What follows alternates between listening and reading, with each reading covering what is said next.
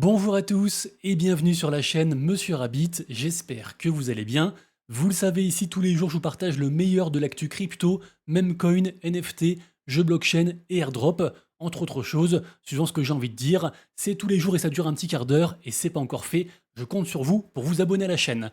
Dans la vidéo du jour, entre autres choses, je vous parlerai de 3 jeux qui me semblent très intéressants pour évidemment gagner de l'argent sur le principe du play to earn, puisque on est avant tout là pour ça, évidemment. Juste avant, je vous précise que la vidéo du jour est réalisée en collaboration avec le média Cryptonaut. Je le rappelle, pour le coup, c'est un média qui est 100% gratuit et dispo en français, et sur lequel vous retrouverez tous les jours plein d'actu, également aussi des conseils, des guides, des pré-sales, pas mal de choses. Je vous invite à aller faire un tour dessus, ce sera plus simple de faire vos recherches par vous-même. Le lien de Cryptonaut sera juste en dessous, comme d'hab, en description et en commentaire épinglé. Alors, aujourd'hui, on est encore sur une magnifique journée. Le bull run se concrétise et ça fait tellement du bien de voir toutes ces bulles vertes, même en monthly. Ça y est, on est repassé enfin en vert, en positif. Franchement, c'est incroyable, avec des perfs alors assez inégales, on le rappelle, on n'est pas comme au précédent cycle. A priori, tout ne va pas exploser autant que ce fut le cas par le passé. Et là, on commence à apercevoir les cryptos qui, selon le marché, sont les plus fortes actuellement. Je pense par exemple, bien sûr, à certains meme coins, comme le Fartcoin ou encore le Floki.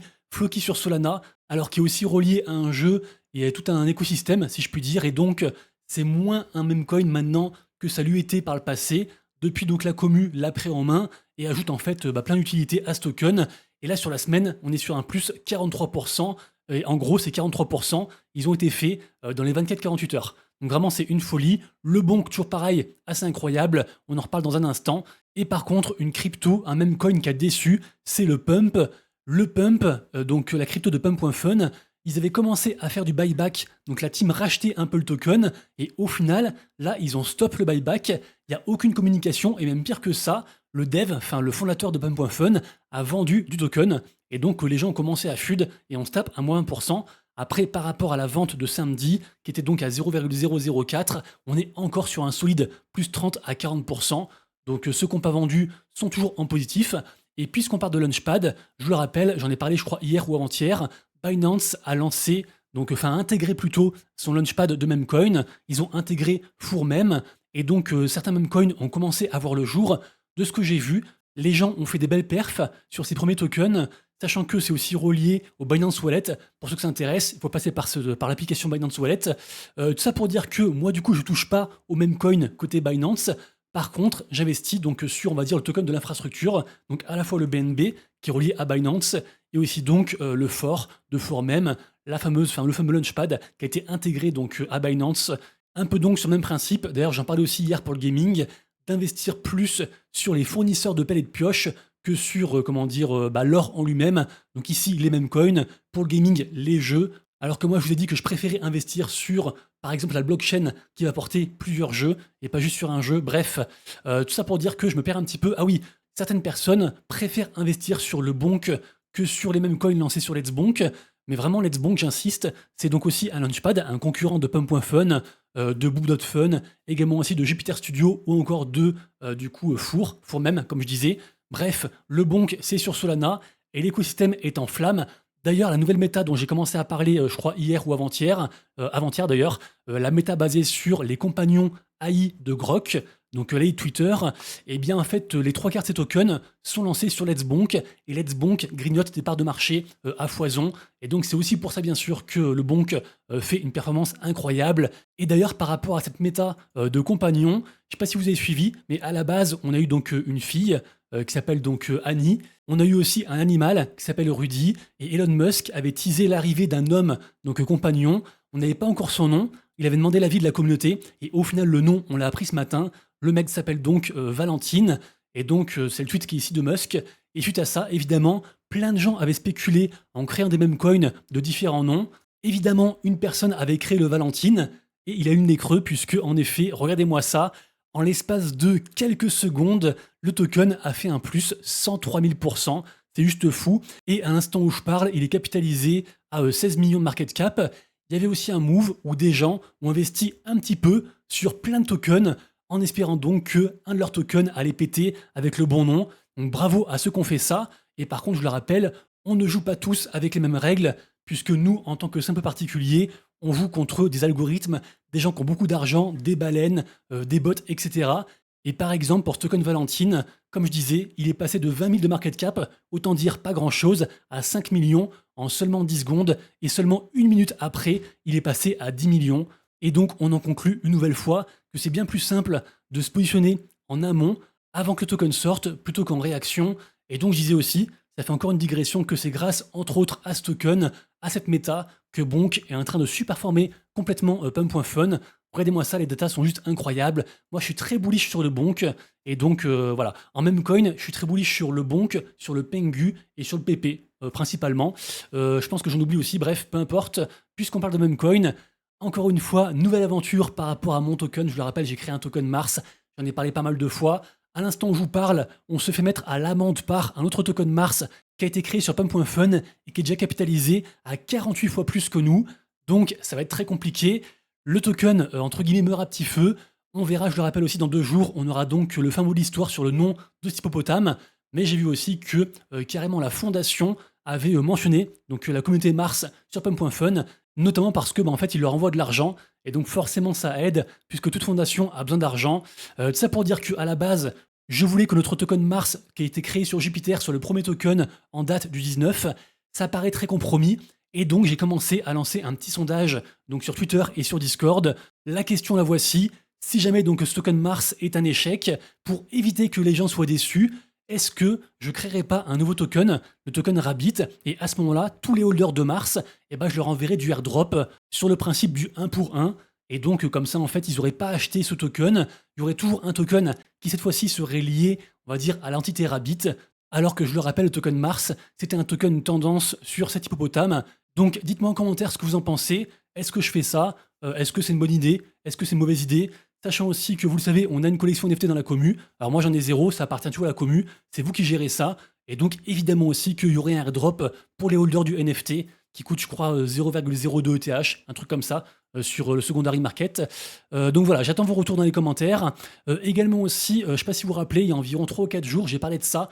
Donc c'est un nouveau projet de SocialFi qui s'appelle YARM, Y-A-R-M, et on peut déjà checker si on est éligible au airdrop de YAM, suivant différents critères. Donc n'hésitez pas à checker tout ça, parce que vous seriez surpris, il y a quand même beaucoup de critères. Ensuite, vous le savez, tous les jours sur mon compte Twitter, je fais un petit récap de ce qui se passe et ce qui va se passer dans la journée côté NFT. En vrai, j'ai rien d'autre à dire que ce qui est marqué ici. Donc je vous laisse faire pause ou consulter mon tweet.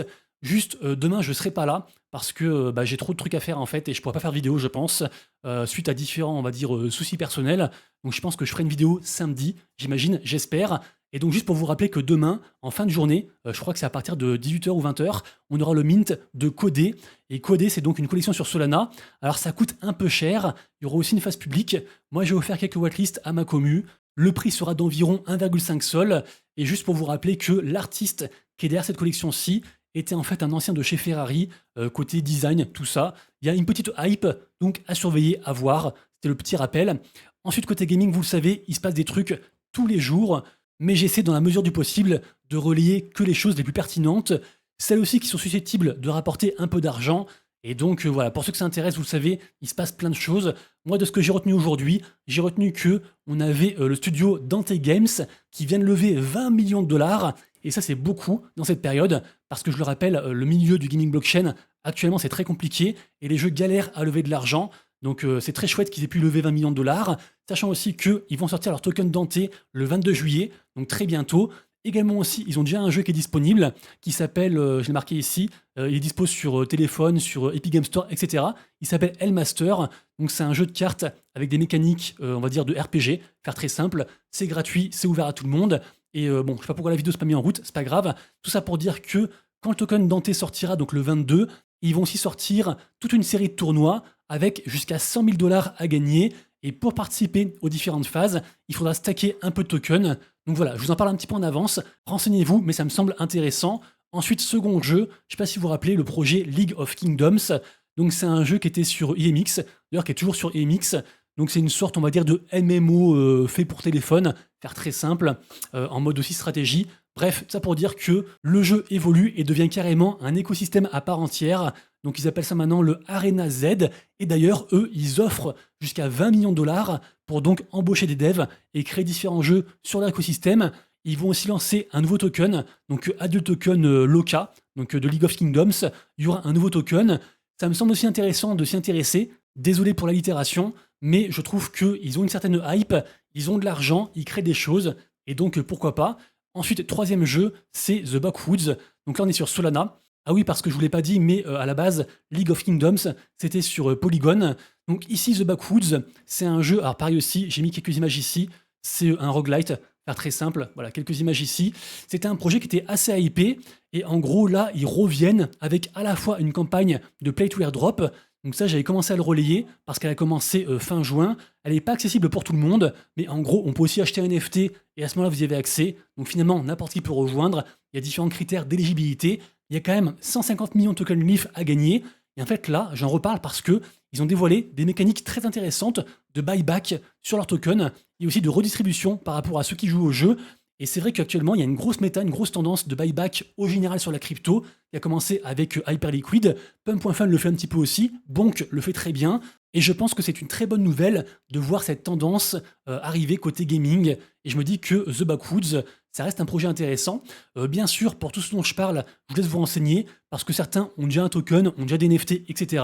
Donc après, à vous de faire vos recherches. Comme d'hab, tout ce dont je parle, vous avez toujours tous les liens en description juste en dessous. Et après, c'est à vous de jouer. Et juste pour finir tout de même, deux petites news qui n'intéressent pas grand monde, mais que je trouve quand même sympa. La première par rapport à Moonfrost, vous le voyez, il y a très peu d'interactions.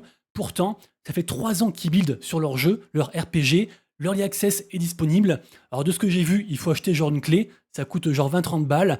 Il y aura forcément aussi, je pense, du airdrop, en toute logique. Les gens ont kiffé la musique, l'univers, le design, donc je me dis pourquoi pas. Et seconde nouvelle, je sais pas si vous vous rappelez aussi de ça, le projet Hytopia, qui s'appelait à la base il y a très longtemps, il y a genre 2 ou 3 ans, s'appelait NFT World. C'est un projet qui propose une sorte, on va dire, de Minecraft. Et justement d'ailleurs, ils avaient eu des soucis par rapport à ça, puisque donc Mojang, la maison mère de Minecraft, avait dit tout ce qui touche de près ou de loin aux crypto, c'est interdit de toucher aussi Minecraft, sinon on vous poursuivra. Et donc après Doodrename, etc. Bref, tout ça pour dire que le projet était tombé dans l'oubli, il était revenu de plus belle, il était retombé dans l'oubli, et là il revient puisqu'il annonce une migration sur Base, donc un peu aussi comme le projet Fantasy Top dont j'ai parlé hier. Beaucoup de projets arrivent sur Base, Base se démocratise. D'ailleurs, ils ont sorti aussi leur super app hier soir, donc je pense que Base, pour ce cycle, c'est un truc à prendre en considération, et d'ailleurs l'action Coinbase, c'est juste un gros délire. Bref, leur token du coup aussi migre, donc ils sortent un nouveau token, le iBux. Je ne sais pas ce que ça va valoir, mais voilà, à l'époque, beaucoup de gens en parlaient. Ça commence à revenir, peut-être avec une hype de Base, à voir si Base push différents jeux, pourquoi pas. On arrive à la fin de la vidéo, du coup rendez-vous je pense samedi, au pire lundi, mais je pense samedi. J'espère que je vous ai apporté un petit peu de valeur. Si c'est le cas, pensez à soutenir en likant, en vous abonnant, en partageant et en commentant la vidéo. Merci à tous, à très bientôt, et d'ici là comme toujours, prenez soin de vous, de vos proches et de vos wallets. C'était Monsieur Rabbit, ciao.